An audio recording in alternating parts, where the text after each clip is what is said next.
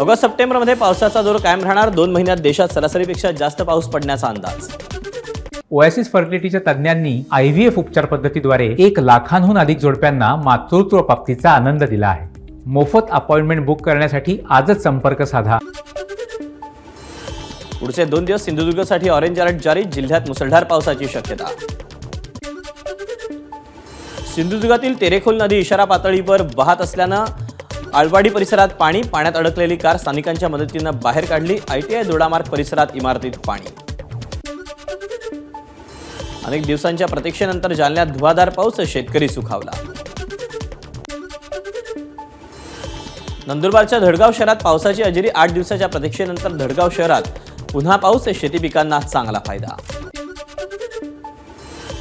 जुलै महिन्यात राज्यातील अनेक जिल्ह्यात झालेल्या अतिवृष्टीमुळे 1,24,000 हेक्टरवरच्या पिकांचं नुकसान तर पूर, त्याचप्रमाणे विजेचा धक्का लागून 94 नागरिकांचा मृत्यू।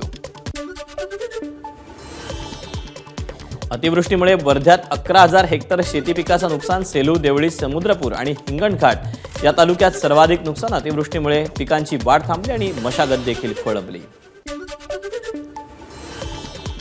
पुण्याच्या खडकवासला धरणातून पाण्याचा विसर्ग वाढवला। मुठा नदीपात्रात 11,407 क्युसेकनं पाण्याचा विसर्ग।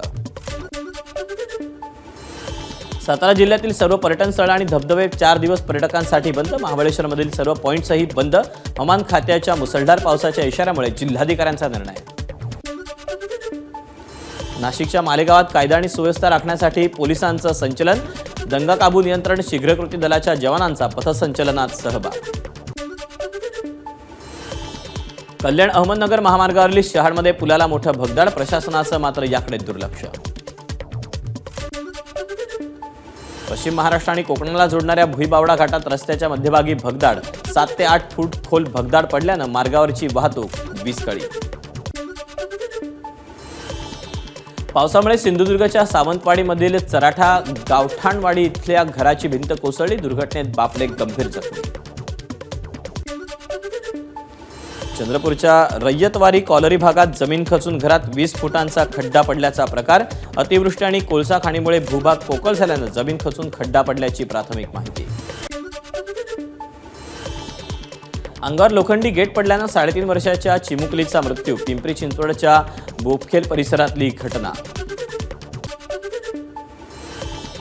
चंद्रपुरात 10वीत शिकणाऱ्या मुलाचा हृदयविकाराच्या धक्क्यानं मृत्यू। श्री नारायणदास रामदास हायस्कूलमधली घटना। प्रथमेश विकास खबाले असं मृत विद्यार्थ्याचं नाव। वर्ध्यात एमबीबीएसच्या विद्यार्थिनीची कॉलेजच्या 3ऱ्या मजल्यावरून उडी घेऊन आत्महत्या। महाविद्यालयात परीक्षेपासून वंचित ठेवल्यामुळे आत्महत्या केल्याचा पालकांचा आरोप।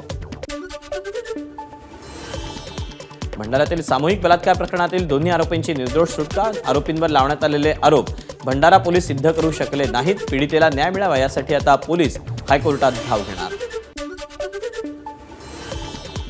नाशिकमध्ये सोनसाखळी चोर इंदिरानगर पोलिसांच्या ताब्यात। रात्री गस्त घालताना 2 सोनसाखळींसह संशयित आढळला। अंबड आणि इंदिरानगर भागात एका महिन्यात 7 ते 8 सोनसाखळी चोरी केल्याचं तपासात निष्पन्न। पुण्याच्या वाघोलीत क्षुल्लक वादानंतर तरुणाचं अपहरण करून त्याला मारहाण। जबरदस्तीनं गुगल पे वरून तरुणाकडून 18,000 रुपये उकळले। या प्रकरणी पोलिसांकडून 5 जण अटकेत।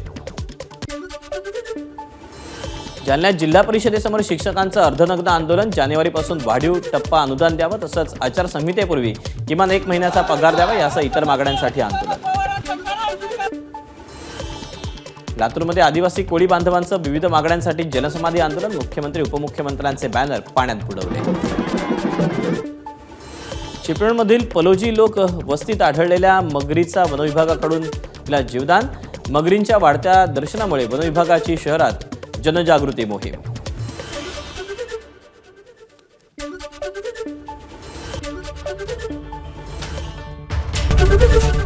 एबीपी माझा, उघडा डोळे बघा नीट।